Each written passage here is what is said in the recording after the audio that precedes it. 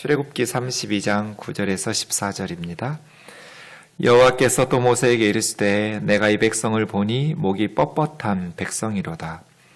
그런즉 내가 하는 대로더라. 내가 그들에게 진노하여 그들을 진멸하고 너로 올 큰 나라가 되게 하리라. 모세가 그의 하나님 여호와께 구하여 이르되 여호와여 어찌하여 그 큰 권능과 강한 손으로 애굽 땅에서 인도하여 내신 주의 백성에게 진노하시나이까. 어찌하여 애굽 사람들이 이르기를 여호와가 자기의 백성을 산에서 죽이고 지면에서 진멸하려는 악한 의도로 인도해 내었다고 말하게 하시려 하나이까. 주의 맹렬한 노를 그치시고 뜻을 돌이키사 주의 백성에게 이 화를 내리지 마옵소서. 주의 종 아브라함과 이삭과 이스라엘을 기억하소서. 주께서 그들을 위하여 주를 가리켜 맹세하여 이르시기를 내가 너희의 자손을 하늘의 별처럼 많게 하고 내가 허락한 이 온 땅을 너희의 자손에게 주어 영원한 기업이 되게 하리라 하셨나이다. 여호와께서 뜻을 돌이키사 말씀하신 화를 그 백성에게 내리지 아니하시니라. 아멘. 자리에 앉으셔서 기도하겠습니다. 누구든지 하나님의 뜻을 행하고자 하면 이 말씀이 하나님에게서 왔는지 사람에게서 왔는지 알 수 있다고 말씀하신 예수님, 우리 마음속에 하나님의 뜻대로 살고자 하는 선한 마음 주셔서 하나님으로부터 오신 말씀을 분별할 수 있는 지혜를 허락하여 주옵소서. 미련하고 연약한 종을 주님 손에 맡기옵고 예수님의 이름으로 기도하옵나이다. 아멘. 우리는 지난 시간에 시내산 언약에 대한 말씀을 살펴보았습니다. 하나님께서 이스라엘 백성들과 언약을 통해서 하나님과 하나님의 백성 사이의 관계를 맺으셨습니다. 출애굽기의 구조를 보시면 시내산 언약 후에 이제 성막에 대한 말씀이 시작됩니다. 시내산 언약은 내가 너희의 하나님이 되겠다고, 너희를 나의 가장 소중한 보물처럼 썩을라, 눈에 넣어도 아프지 않은 소중한 존재로 여기며 살겠노라고. 만일 내가 너희를 썩을라처럼 대해주지 않으면 나는 스스로 생명을 바치겠다고 피를 쏟아가면서 하나님께서 맹세하셨습니다.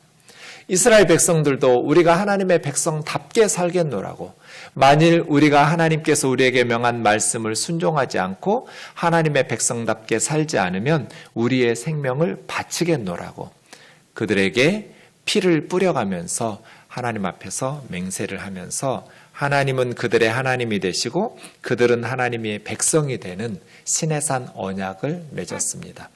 언약을 맺었으면 이제 함께 살 신혼집이 필요한 것처럼, 결혼식 후에 신혼부부의 새 집처럼 이제 성막이 만들어져야겠죠. 25장 8절에 있는 것처럼 내가 그들 중에 거할 성소를 그들이 나를 위하여 짓되, 이렇게 말씀하십니다. 성막은 하나님께서 이스라엘 백성들 중에 거하는 거룩한 장소입니다. 그런데 성막에 대한 본문이 24장 12절부터 출애굽기가 끝나는 40장까지 이어지는데, 이 성막에 대한 말씀 중간에 오늘 본문이 들어있는 금송아지 사건이 32장에서 34장까지 나옵니다. 이 금송아지 사건을 기준으로 앞부분은 성막을 만들라는 하나님의 명령에 대한 말씀이 나오고요. 뒷부분은 성막을 만들어가는 구체적인 순종의 모습들을 봅니다. 그런데 사실은 이 금송아지 사건에서 모세가 없었더라면 35장부터가 없을 뻔했습니다. 언약이 파기되고 하나님의 백성들 이스라엘이 진멸당할 위기에 처하게 되었던 것입니다. 24장 12절과 18절 보시면 하나님께서 모세에게 산꼭대기 위로 올라오라고 말씀하십니다. 네가 이스라엘 백성들을 가르칠 수 있도록 율법과 계명들을 가르쳐 주시고 또 돌판에 친히 계명을 기록해 주시겠다고 약속하십니다. 그래서 모세가 시내산 꼭대기로 올라갑니다. 구름 속으로 들어가서 산 위에 올라가서 모세는 40일 40야, 밤낮 40일 동안 하나님 앞에서 모세가 하나님의 율법을 배우고 또 성막에 대해서 어떻게 만들어야 되는지 지침들을 받고 있었습니다. 산 위에서는 이제 새로운 역사를 열어가기 위한 부푼 꿈을 안고 모세가 하나님의 말씀을 배우고 있을 때 산 아래서 문제가 발생합니다. 32장 1절 보시면 모세가 산에서 내려옴이 더딤을 보고 40일 있다가 내려왔습니다. 그러니까 40일을 참지 못한 거예요. 백성들이 모세의 3살 많은 형 아론에게 몰려와서 말합니다. 일어나라. 우리를 위하여 우리를 인도할 신을 만들라. 이 사람 모세. 이 모세는 우리를 애굽에서 인도해낸 사람인데 지금 살았는지 죽었는지 아니면 실종되었는지 아니면 우리를 버리고 딴 데로 떠났는지 우리가 알 수가 없다고. 여러분 지금 뭐 하고 있는 거예요?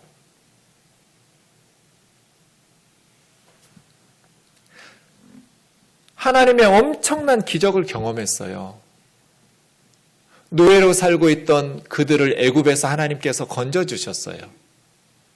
홍해바다를 가르시고 아말렉을 무찌르시고 하나님의 놀라운 구원을 경험했어요. 그런데 40일을 못 기다렸어요. 무슨 특별한 위기사항이 있었던 것도 아니에요. 적군이 쳐들어온 것도 아니고 먹을 것이 없어서 기근이 온 것도 아니고 아무런 문제가 없었어요. 근데 모세가 산에서 내려옴이 더딤을 보고 이스라엘 백성들이 아론에게 우리를 인도할 신을 만들라는 거예요. 모세에 대해서 뭐라고 말하냐면 우리를 애굽 땅에서 인도해낸 사람이래요. 모세가 그들을 애굽에서 인도해냈나요?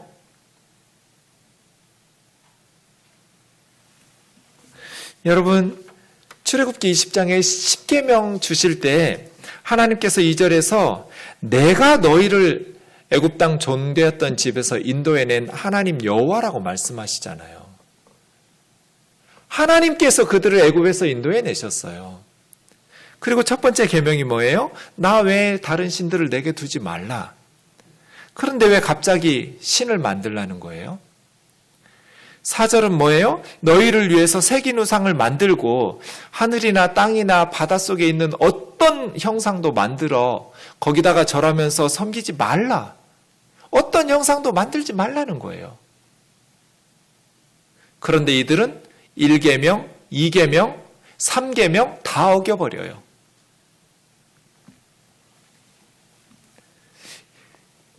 이때 아론은 어떻게 해야 될까요? 그들을 막아서야죠. 우리가 하나님의 놀라운 능력을 경험하지 않았냐? 하나님께서 좀 전에 우리에게 말씀을 직접 말씀하시지 않았느냐? 10계명은 하나님의 음성으로 이스라엘 백성들에게 직접 들려주셨어요. 다른 율법들은 모세를 통해서 간접적으로 전달하셨지만 10계명은 모든 이스라엘 백성들이 하나님의 음성을 직접 들으면서 이러한 계명들을 들었어요. 그러면 아론이 그 백성들을 막았어야죠. 그런데 아론은 최소한의 소극적인 저항도 하지 않았어요. 2절 보세요. 너희 아내와 자녀의 귀에서 금고리를 빼어 내게로 가져오라. 모든 백성이 귀에서 금고리를 빼어 아론에게 가져왔어요. 반대하는 세력이 없었어요. 이러면 큰일 난다고, 이러면 안 된다고 막아서는 백성이 없었어요. 모든 백성이 이 우상 숭배하는 일에 동참했어요. 아론이 주어예요. 아론이 빼내오라고 했고 아론이 그 손에서 금고리를 받아서 부어서 조각칼로 새겨 송아지 형살, 숫송아지 형상의 금송아지를 만들었어요. 거푸집으로 틀을 만들었을 거고 금을 녹여서 거기다가 부어서 금송아지를 만들었겠죠. 그랬더니 그들이 이스라엘 아이는 너희를 애굽 땅에서 인도하여 낸 너희의 신이로다. 어떻게 금송아지가 애굽에서 인도해낸 신이에요?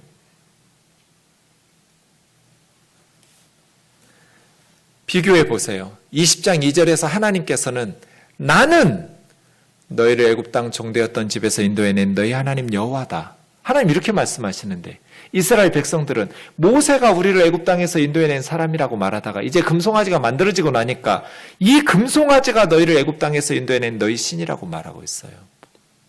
도대체 그들을 애굽에서 인도해낸 그들의 신은 누군 거예요?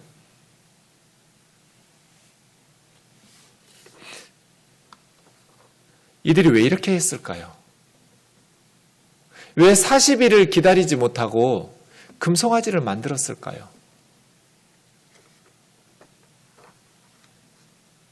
불안했기 때문이죠. 왜 불안하고 두려워졌을까요? 하나님에 대한 신뢰가 없었기 때문이에요. 왜 그리스도인들이 세상적인 방식을 동원할까요? 하나님을 신뢰하지 못하기 때문이죠. 하나님을 믿지 못하니까 불안하거든요. 불안하니까 옛날에 애굽에서 하던 방식으로 되돌아가 버린 거예요. 금송아지를 이 사람들이 처음 만든 게 아니에요. 출애굽하기 전에 늘 애굽 사람들이 금송아지 만들어 놓고 절했어요. 힘있는 금송아지를 만들어 놓고 그 앞에서 제물을 바치면서 절하고 우상 숭배했던 방식을 너무나도 빠르게 과거로 되돌아가 버린 거예요. 이 뿌리 깊은 우상 숭배에 대한 그들 마음속 깊이 자리 잡고 있는 하나님에 대한 불신, 과거에 그들이 가지고 있었던 세상 신에 대한 신뢰를 이들은 버리지를 못해요. 수백 년이 지난 후에 솔로몬이 죽던 해에 이스라엘이 남북으로 갈라지고 북이스라엘 열집하는 열왕기상 12장에 보면 금송아지 2개를 만들어 놓고 베델과 단에 세워놓고 뭐라고 말해요? 이 금송아지들이 너희를 애굽 땅에서 인도하여 올린 너희의 신들이라고. 광야에서 끝나지 않았어요, 금송아지가. 몇백 년이 지난 후에 여로보암 왕 시대에도 북쪽 이스라엘 열집하는 예루살렘 성전에 갈 필요 없다. 이 금송아지가 너희를 애굽 땅에서 인도하여 올린 너희의 신들이다. 이 뿌리 깊은 그들의 하나님에 대한 불신, 그리고 세상적인 방식에 대한 확신, 절망적이에요. 우리 속에는 그런 우상숭배적인 요소가 없나요? 하나님에 대한 신뢰가 무너지면서 과거로 되돌아가 버리는 세상적인 방식을 찾아서 점쟁이 찾아가고 맘모니즘에 무릎 꿇고 거짓과 불의에 타협하면서 세상적인 방식으로 안전과 성공을 추구하려는 하나님을 신뢰하지 못하는 믿음 없음이 우리 안에는 없나요? 5절에 보시면 아론이 제단을 쌓습니다. 금송아지 앞에다가. 그리고 아론이 공포합니다. 내일은 여호와의 성일이라고. 그들이 아침에 일찍 그 다음날 일어나서 번제와 화목제를 드리고 그 앞에서 먹고 마시며 일어나 뛰놀습니다. 이 뛰놀다라고 번역된 단어가 차하크라는 단어인데 이게 원래는 웃는다, 비웃는다, 조롱한다라는 뜻이지만 사실은 성적으로 죄를 짓는 것과도 연관되어 있습니다. 창세기 39장에 보면 보디발의 아내가 요셉에게 죄를 덮어씌우려고 히브리족 요셉이 나를 희롱하려고 내 방에 들어왔다고 그렇게 남편에게 말합니다. 희롱했다는 단어가 똑같이 뛰놀더라라는 단어인데 요셉이 자기를 성적으로 겁탈하려고 덤볐다라는 의미잖아요. 그래서 성적인 죄와 관련되어 있는 단어로 많은 성경학자들이 6절에서 먹고 마시며 일어나 뛰놀았다라는 것은 성적인 음란한 행위가 있었다고 봅니다. 그래서 7계명도 위반했다. 힘있는 숫송아지 황소 신을 만들어 놓고 그 신에게 제사하고 예배하고 절하고 섬기면서 풍요와 다산을 기원했던 애굽의 방식으로 성적인 부정에 빠지기도 합니다. 그런데 이 5절, 6절을 보면 많이 보았던 내용입니다. 우리가 지난 주일에 출애굽기 24장에 시내산 언약식을 하는 장면이 나왔었습니다. 그때 모세가 이른 아침에 제단을 쌓고 번제와 화목제 드리고 시내산 언약 마친 후에 70명의 장로들과 모세와 아론과 나답과 아비후 존귀한 자들이 하나님을 뵙고 먹고 마시는 피로연이 있었습니다. 오늘 5절, 6절에 똑같이 시내산 언약의 내용들이 반복됩니다. 이른 아침에 제단 쌓고 번제 화목제 드리고 피로연하고 지금 금송아지 만들어 놓고 뭐 하고 있는 겁니까? 얼마 전에 하나님과 맺었던 시내산 언약은 파기하고 이 금송아지와 새로운 언약을 수립하고 있는 거예요. 하나님은 버리고 새롭게 제단 쌓고 금송아지에게 번제와 화목제 드리고 그 앞에서 먹고 마시고 일어나서 뛰놀고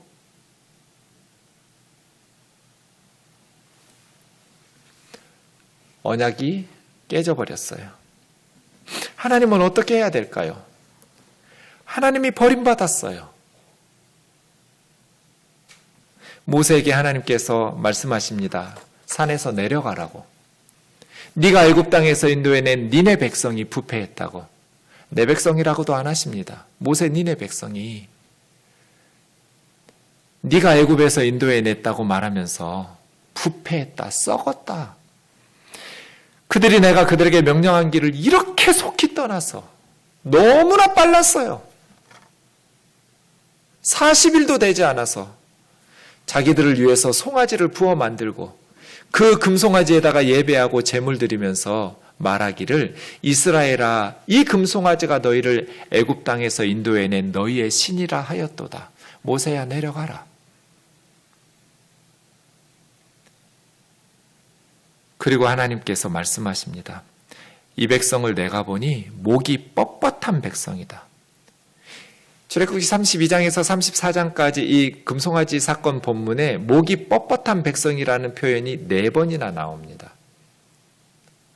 한글 성경에는 번역을 다르게 했지만 원문은 똑같은 단어들로 목이 뻣뻣하다가 계속 반복됩니다. 목이 딱딱하게 굳어져서 도무지 순종할 줄 모르는 고래 심줄 같고 황소고집처럼 애굽에서 살던 방식 그대로 우상숭배해가면서 도무지 하나님을 섬길 마음이 없는 사람들, 새로운 삶을 살아갈 마음이 전혀 없는 목이 뻣뻣한 백성들. 그런즉 내가 하는 대로 두라. 모세 너 끼어들지 마. 나 말리지 마. 내가 그들에게 진노하여 그들을 진멸하고, 진멸한다고 번역된 칼라라는 말은 끝내다라는 뜻입니다. 내가 이 백성은 이제 끝장낼 거다. 그리고 너를 큰 나라가 되게 할 것이다. 모세를 큰 나라가 되게 하겠다는 말씀은 창세기 12장 2절에 아브라함에게 말씀하신 것하고 비슷합니다. 하나님은 아브라함에게 내가 너로 큰 민족을 이루게 하겠다고 약속하셨습니다. 그러니 지금 하나님께서는 시내산 광야에서 아브라함에서부터 시작한 이 목이 뻣뻣한 백성들은 끝장내고 모세 너를 통해서 내가 다시 시작할 거다. 모세 너를 새로운 믿음의 조상으로 세우고 다시 시작하련다. 도저히 이 백성에게는 희망이 없다. 내가 이런 녀석들 진짜 도저히 안 되겠다. 얘들은 전혀 희망이 없는 애들이다. 그들을 끝내고 내가 너를 통해서 다시 시작할 테니까 내가 하는 대로 냅둬라. 끼어들지 말고 나 하는 대로 말리지 마라. 모세는 어떻게 해야 될까요? 하나님께서 분노하셨어요. 모세가 하나님을 막습니다. 11절 보십시오. 어찌하여라는 말을 2번이나 씁니다. 더 놀랍게도 모세는 하나님의 말씀을 악하다는 표현을 2번이나 말합니다. 하나님의 계획이 악하다는 거예요. 여호와여 어찌하여 큰 권능과 강한 손으로 애굽 땅에서 인도해내신 주의 백성에게 진노하십니까? 그 백성 내 백성 아니라 주님의 백성 아닙니까? 11절에 한 번, 12절에 한 번 주님의 백성이라고 2번씩 말합니다. 내 백성이 아닙니다. 주님의 백성들입니다. 제가 아닙니다. 그 금송아지도 아닙니다. 주님께서 큰 권능과 강한 손으로 그들을 애굽 땅에서 인도해내셨습니다. 모세만 지금 제대로 신앙 고백하고 있는 거예요. 애굽 사람들이 뭐라고 말하겠습니까? 여호와가 자기 백성을 시내산에서 죽이고 그 시내산 광야 지면에서 진멸하려는 악한 의도로 인도해냈다고 말하게 하시려 하십니까? 주의 맹렬한 노를 그치시고 뜻을 돌이키셔서 주의 백성에게 이 화라고 번역한 것도 똑같이 악한 것입니다. 라라는 히브리 말은 악하다는 뜻입니다. 이 악한 계획을 내리지 마십시오. 모세는 하나님한테 지금 악하다고 2번이나 말해요. 하나님, 이 백성들은 내 백성 아닙니다. 주님의 백성들입니다. 어찌하여 지금 모세가 염려하는 건 하나님의 명예예요. 애굽 사람들이 뭐라고 말하겠습니까? 이 악한 계획을 철회해 주십시오. 이 악한 것을 주님의 백성들에게 내리지 말아 주십시오. 모세가 하나님을 막아섭니다. 그리고 13절에 주의 종 아브라함과 이삭과 이스라엘, 야곱입니다. 우리 조상 주의 종들인 아브라함과 이삭과 야곱을 기억해 주십시오. 주님께서 우리 조상들에게 맹세하면서 약속하시지 않았습니까? 너희 자손을 하늘의 별처럼 많게 하고 내가 허락한 이 가나안 땅을 너희 자손들에게 주어 영원한 기업 되게 하시겠다고 그들에게 약속하지 않으셨습니까? 그 약속을 기억해 주십시오. 하나님 나라의 자손, 약속의 땅, 지난 시간에 우리가 살펴본 것처럼 나라의 핵심 요소입니다. 국민, 영토, 하나님의 주권이 더해지면 지상에 하나님의 나라가 세워집니다. 이것이 모세오경의 주제라고 말씀드렸습니다. 하나님께서 하나님의 나라를 이 땅에 세우시려고 하늘의 별과 같은 자손을 조상들에게 약속하지 않았습니까? 하나님 나라의 백성. 그리고 이 허락한 온 땅, 하나님 나라 백성의 영토를 주시겠다고 하나님 약속하신 것을 기억해 주십시오. 모세가 하나님을 가로막습니다. 그래서 14절에 보시면 하나님께서 뜻을 돌이키셔서 말씀하신 악한 계획을 내리지 않으셨습니다. 모세는 하나님의 뜻에 순종할 건가 했던 걸까요? 불순종한 것일까요? 순종이란 무엇인가에 대해서 생각하게 합니다. 겉으로 보면 모세는 하나님의 말씀에 불순종했습니다. 나 말리지 마라. 내가 진노하여 이 백성을 진멸하고 너를 통해서 큰 나라를 이룰 것이다. 나 하는 대로 내버려 둬라. 나 말리지 말고 너 끼어들지 마. 그런데 모세는 하나님의 계획이 악하다고 2번씩 말하면서 하나님을 강력하게 막아서고 있습니다. 거룩한 불순종입니다. 하나님의 뜻에 불순종한 것 같지만 사실은 모세는 하나님의 마음을 읽은 겁니다. 하나님께서 공의로우신 분이시기 때문에 그들의 죄에 대해서 심판하셔야 하죠. 하지만 공의로우신 하나님은 냉정한 심판자가 아니십니다. 긍휼과 자비로우심이 많은 아버지와 같고 어머니와 같은 분이에요. 사랑의 하나님이에요. 공의로우신 하나님은 심판하셔야 하는데 사랑의 하나님은 그들을 용서하셔야 돼요. 모세가 그 마음을 읽었어요.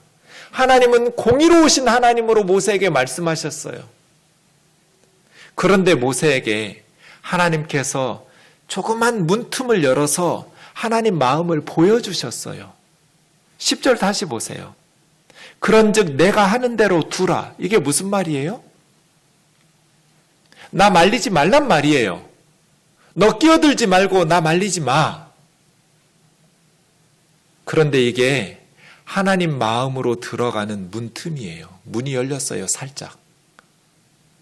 정말 하나님께서 그들을 진멸하고 끝장내시려고 계획하셨다면 모세에게 말리지 말라는 말을 뭐하러 하시겠어요?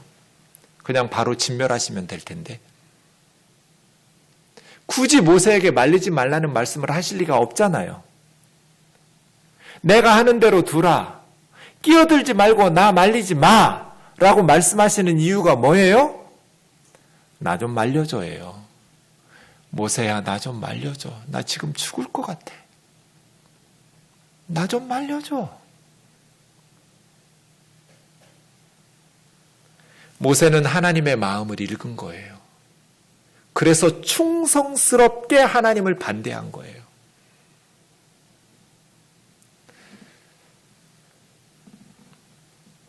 (33장에) 보면 하나님께서 이스라엘 백성들에게 젖과 꿀이 흐르는 땅에 이르게 하겠다고 약속하시면서 하지만 나는 너희와 함께 올라가지는 않겠다고 말씀하세요. 너희끼리 가라고, 가나안 땅으로. 젖과 꿀이 흐르는 땅에 가라. 내가 도와줄 테니까. 근데 나는 함께 가지는 않을 거야. 왜냐하면 너희는 목이 곧은 백성이어서, 목이 뻣뻣한 백성이어서 내가 가던 길에 너희를 진멸할까 두렵기 때문에. 너희가 또 죄를 짓고 불순종하면 내가 길에서 너희를 진멸할까 염려되니까 나는 함께 올라가지는 않을 거야. 너희끼리 가. 백성들이 준엄하신 하나님의 말씀을 듣고 슬퍼했어요. 젖과 꿀이 흐르는 땅으로 가거라. 그런데 나는 너희와 함께 올라가지는 않을 거다. 내가 너희를 진멸할까 두려워서. 모세는 어떻게 할까요? 15절을 보세요. 주께서 친히 가지 아니하시려거든 우리를 이곳에서 올려보내지 마옵소서. 하나님도 안 가는데 젖과 꿀이 흐르는 땅에 가면 뭐 할 거예요? 하나님도 없는데 젖과 꿀이 흐르는 땅에 가서 뭐 하려고요? 하나님도 없는데 명문대학은 들어가서 뭐 해요? 하나님도 없는데 돈 많으면 뭐 할 거냐고요? 하나님도 없는데 권력을 잡고 대통령이 돼서 뭐 하려고요? 무슨 의미가 있어요? 하나님께서 준엄하게 말씀하셨어요. 나는 너희와 함께 올라가지 않을 거야. 가던 길에 너희를 진멸할까 염려하기 때문에. 백성들은 슬퍼하고 끝냈어요. 그런데 모세는 또 하나님을 막았었어요. 하나님이 친히 우리와 함께 가지 아니하시려거든 우리를 그냥 이곳에 내버려 두세요. 광야에서 사나 젖과 꿀이 흐르는 땅에서 사나 하나님도 없는데 뭐가 다르겠냐고요. 우리를 이곳에서 올려보내지 마옵소서. 나와 주의 백성이 주의 목전에서 은총 입은 줄을 무엇으로 알리이까? 주님이 우리와 함께 행하시는 것 아닙니까? 하나님께서 우리와 함께 가지 않으신다면 우리가 하나님의 은혜를 입었다라는 게 무슨 의미가 있고 젖과 꿀이 흐르는 땅으로 들어간다라는 것이 무슨 의미가 있냔 말이에요. 모세는 또 하나님을 막아서고 있어요. 하나님이 함께 올라가셔야 됩니다. 나는 너희와 함께 올라가지 않을 거야. 가던 길에 너희를 진멸할까 염려하니까 하나님 이렇게 말씀하신 거는 함께 올라가고 싶은 거예요? 함께 올라가기 싫은 거예요? 같이 가고 싶은 거죠. 다시는 금송아지 만들어서 가던 길에 너희를 진멸하지 말라는 이야기지 나 안 가겠다는 얘기가 아니잖아요. 세상에 어떤 부모가 자식들하고 멀리 떨어져서 살고 싶은 부모가 어디 있어요. 자식 가까이서 살고 싶지. 모세만 하나님의 마음을 제대로 읽은 거예요. 준엄하신 하나님의 말씀 앞에 백성들은 슬퍼하고 끝냈는데 모세는 하나님을 막았으면서 하나님 우리랑 같이 가셔야 돼요. 하나님이 함께 가셔야 돼요. 하나님이 함께 가지 않으시면 아무리 젖과 꿀이 흐르는 땅에 가도 우리의 삶에 아무런 행복도 아무런 의미도 없어요. 함께 가주세요. 그러자 하나님께서 17절에 이 일도 네가 말하는 대로 내가 할 거라고 함께 가기로 약속하세요. 이스라엘 백성들이 순종한 거예요? 모세가 순종한 거예요? 겉으로는 이스라엘 백성들이 하나님 말씀에 순종한 것 같지만 모세가 순종한 거죠. 그래서 우리가 하나님의 말씀에 바르게 반응하면서 순종하려면 하나님의 마음을 바르게 읽어야 돼요. 하나님의 마음이 어떠한지. 오늘 본문을 보면 창세기 18장에 아브라함이 생각이 납니다. 하나님께서 아브라함에게 오셔서 소돔과 고모라의 죄로 인해서 그곳을 심판하시겠다고 말씀하시는데 아브라함은 하나님을 막아섭니다. 모세처럼. 아브라함이 하나님께 가까이 나아가서 주께서 의인을 악인과 함께 멸하시려 하나이까 이같이 하셔서 의인을 악인과 함께 죽이시는 것은 부당하오며 의인과 악인을 똑같이 취급하시는 것도 부당합니다. 세상을 심판하시는 하나님이 정의롭게 행하셔야 되는 것 아닙니까? 세상을 심판하시는 하나님은 미슈파트, 정의를 행해야 되지 않습니까? 소돔과 고모라가 멸망하는 건 괜찮은데 그곳에 사는 의인들이 그곳의 악인들 때문에 함께 멸망하는 건 억울하지 않습니까? 부당합니다. 부당합니다. 2번씩이나 하나님의 행동을 부당하다고 막아서요. 그러면서 50명에서 6번이나 깎아내려요. 50명, 45명, 40명, 30명, 20명, 10명. 그곳에 의인 10명만 있으면 용서해 주시면 안 됩니까? 어떻게 아브라함은 하나님의 계획을 부당하다고, 옳지 않다고 막아서면서 세상을 심판하는 하나님은 정의롭게 행해야 되지 않느냐고 이렇게 강력하게 막아설 수 있었을까요? 그 앞에 18절과 17절과 18절을 보세요. 여호와께서 이르시되 내가 하려는 것을 아브라함에게 숨기겠느냐? 내가 하려는 것은 소돔과 고모라를 멸망시키는 거예요. 아브라함은 강대한 나라가 되고 천하 만민이 그로 말미암아 복을 받게 될 것이 아니냐? 지금 하나님 뭐 하고 계신 거예요? 그리고 나서 소돔과 고모라의 죄에 대해서 살펴보고 심판하시겠다고 말씀하시거든요. 그러자 아브라함이 가로막은 거예요. 세상을 심판하시는 이가 정의를 행하여지 않습니까? 그 전에 하나님께서는 소돔과 고모라 망해야죠. 심판받아 마땅해요.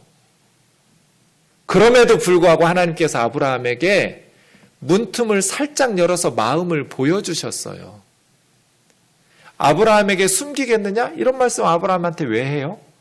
천하 만민이 아브라함을 통해서 복을 받아야 된다는 말씀을 왜 하시냐고요.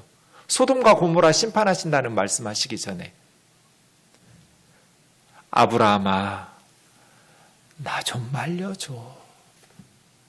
하나님 지금 소돔과 고모라 심판하기 싫으신 거잖아요. 모세야, 나 말리지 마. 내가 그들을 진노하여 진멸하고 너를 통해서 큰 나라를 만들 거야. 나 좀 말려달라는 얘기잖아요. 아브라함아, 나 좀 말려라. 아브라함이 문틈으로 하나님의 마음을 읽어서 하나님 앞에 강력하게 50명, 45명, 40명, 30명, 20명, 10명까지 의인 10명만 있으면 용서해 달라고 빌잖아요. 하나님께서 그 아브라함을 보면 너 지금 나하고 장난해? 뭐 무슨 시장 바닥에서 물건 깎아? 이렇게 화내지 않으시잖아요. 이게 하나님의 자녀예요. 하나님이 어련히 알아서 심판하시겠어요? 소돔과 고모라 하나님이 판단하셨으면 옳겠죠. 유황불 내려야죠. 이게 순종이에요? 벌써 금송아지 만들었어요? 와, 진짜 목이 뻣뻣한 백성이군요. 하나님이 어련히 알아서 옳게 판단하셨겠어요? 그들을 진멸하시고 하나님, 나를 통해서 다시 큰 나라 시작하시죠. 모세가 이렇게 말해야 돼요? 그게 순종인가요? 두 리더를 비교해 보십시오. 아론과 모세. 모세가 내려와서 자기 형 아론에게 말합니다. 이 백성이 당신에게 어떻게 했길래 당신이 그들을 큰 죄에 빠지게 했느냐? 아론이 뭐라고 말합니까? 동생이지만 내 주여 노하지 마소서. 이 백성의 악함을 당신이 알지 않습니까? 내가 그들에게 금 있는 자 빼내라 했더니 그들이 그것을 내게 가져와서 내가 그 금덩어리들을 불에 던졌더니 이 송아지가 나왔습니다. 장난해요? 자기가 다 만들어 놓고 불에 던졌더니 송아지가 나왔다니. 모세는 아론의 말을 듣고 아론이 백성들을 방자하게 해서 원수들에게 조롱거리가 되게 했다고 판단했어요.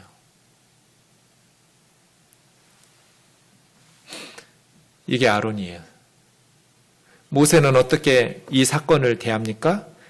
모세가 여호와께 다시 나아가 여짜오되 슬프도소이다. 이 백성이 자기들을 위하여 금신을 만들어 싸우니 큰 죄를 범하였나이다. 그러나 이제 그들의 죄를 사하시옵소서. 작은 죄 아니에요. 큰 죄예요. 용서받을 수 없는 죄예요. 그런데 하나님, 그들의 죄를 용서해 주십시오. 만일 그들의 죄를 용서하지 못하시겠거든 원하건대 주님의 생명책에서도 내 이름도 지워버려 주십시오. 나도 이스라엘 백성들과 함께 망하겠습니다. 아론과 같은 싹군 목자는 심판받을 죄인들을 자신과 분리시켜요. 이 백성들의 악함을 당신이 알지 않습니까? 그들이 그렇게 악해서 내가 이렇게 할 수밖에 없었습니다. 이게 싹군 목자예요. 그런데 선한 목자는 모세처럼 예수님처럼 자기들은 죄에 동참하지도 않았음에도 불구하고 기꺼이 심판받을 죄인들과 운명을 함께해요. 생명책에서 내 이름 지워버려 주십시오. 하나님, 이들이 큰 죄를 지었습니다. 용서받을 수 없는 언약이 깨졌습니다. 진멸받아 마땅합니다. 하지만 용서해 주세요. 그들을 용서 못하시겠다면 나 혼자 구원받는 것은 원하지 않습니다. 내 이름도 생명책에서 지워서 그 백성들과 함께 멸망하게 해주십시오. 이게 예수님의 마음이잖아요. 호세아 11장 8절에서 하나님은 에브라임이여 내가 어찌 너를 놓겠느냐, 이스라엘이여 내가 어찌 너를 버리겠느냐, 아드마처럼 스보임처럼. 아드마와 스보임은 소돔과 고모라와 함께 유황불의 심판을 받았던 도시들입니다. 원래 소알까지 5도시가 심판을 받기로 되어 있었는데 소알에는 아브라함의 조카 롯이 피해서 들어가면서 소알만 제외되었고 아드마와 스보임, 소돔, 고모라가 같이 심판을 받았습니다. 그러니 소돔과 고모라 같이 내가 이스라엘과 에브라임을 어떻게 버리고 포기하겠느냐. 심판받아야 돼요. 호세아 시대의 이스라엘은 그건 하나님의 백성들이라고 말할 수가 없는 나라예요. 온갖 죄는 다 짓고 있는 나라예요. 그럼에도 불구하고 하나님께서 그들을 심판하시겠다고 생각하면 속에서 불이 붙는 거예요. 목이 뻣뻣한 그 백성들, 심판받아 마땅한 그 백성들을 심판하시려고 하면 소돔과 고모라처럼 심판하시겠다고 작정하면 불쌍히 여기는 마음이 속에서 불이 붙어요. 그래서 마음이 속에서 뒤집어져요. 이 도리키어라는 말은 전복됐다는 뜻이에요. 하파크. 그래서 다시 참고 오래 참으시는 거예요. 한국교회를 바라보실 때 하나님의 마음이 어떨까요? 심판받아 마땅해요. 그런데 하나님께서 한국교회를 심판하시려고 하면 불쌍히 여기는 마음이 불붙듯이 일어나요. 공의의 하나님은 죄인들을 심판하셔야 되는데 지금 한국교회는 기독교 2000년 역사에 이렇게 타락한 적이 없는 기독교라는 평가를 받고 있어요. 기독교 2000년 역사에 이렇게 부패한 기독교가 없었어요. 그럼에도 불구하고 하나님께서 우리를 불쌍히 여기는 긍휼의 마음이 불붙는 그 사랑하심 때문에 나 좀 말려달라고 하고 계시는 거잖아요. 모세야, 나 좀 말려주라. 아브라함아, 나 좀 말려줘라. 왜요? 디모데전서 2장 4절. 하나님은 모든 사람이 구원받기를 원하시거든요. 하나님은 모든 사람이 진리를 아는 데 이르기를 원하시거든요. 하나님에게는 지옥에 가도 괜찮은 사람이 한 사람도 없어요. 너 같은 죄인은 지옥에 가도 괜찮겠다. 이런 사람이 없어요, 하나님에게는. 어젯밤에 정진이라는 청년이 전화를 했어요. 강정진 형제는 제가 부족해서 몇 개월 전에 우리 교회를 떠나 다른 교회 다니고 있는 청년이에요. 목사님, 우리 아버지가 곧 돌아가실 것 같아요. 근데 아버지는 어머니와 저를 버리고 평생 하나님 없이 악하게 살았어요. 어떻게 해요? 예수님을 믿지 않는 아버지가 곧 돌아가실 것 같아요. 지금부터 목사님 말 잘 들어라. 하나님은 한 사람도 지옥에 가는 걸 원하지 않으신다. 어떤 죄인이라도 하나님께서는 구원받기를 원하신다. 그러니 아버지 의식이 없다고 생각하지 말고 아버지한테 갈 때마다 귀에다 대고 복음을 전해라. 하나님이 아버지를 사랑하신다고 말해라. 하나님의 아버지를 사랑하셔서 지옥에 가지 않고 천국 가기를 원하신다고 말해라. 누구든지 예수를 믿기만 하면, 예수님이 우리 죄를 위해서 십자가에 죽으셨다라는 것을 믿기만 하면 죄 용서받고 구원받는다고 말해주어라. 목사님도 내일 예배 끝나면 아버지한테 가서 복음을 전할 테니까 마지막까지 아버지 귀에 대고 복음 전해라. 어떤 삶을 살았더라도 하나님은 모든 사람이 구원받기를 원하시고 진리를 아는 데 이르기를 원하신다고. 성경이 우리에게 말씀하십니다. 오래전에 청년들과 함께 여름 수련회를 하면서 마라나타라는 설교 제목으로 설교를 마친 후에 주 예수여 속히 오시옵소서 마라나타를 외치며 기도하자고 제가 말했더니 한 자매가 소리를 쳐요. 목사님, 이 기도 안 하면 안 되나요? 우리 엄마가 아직 예수를 안 믿어요. 예수님이 재림하시고 예수님이 오시면 우리 엄마는 지옥에 갈 텐데 이 기도 안 하시면 안 되나요? 그래서 제가 하지 말자고 그랬어요. 그리고 기도 제목을 바꿨어요. 그 자매의 어머님이 구원받도록 우리 같이 기도하자. 그 엄마 예수님 믿도록 같이 기도하는데 가슴이 뜨거워져요. 저는 그동안 주 예수여 속히 오시옵소서 마라나타만 기도했지 오시면 안 돼요.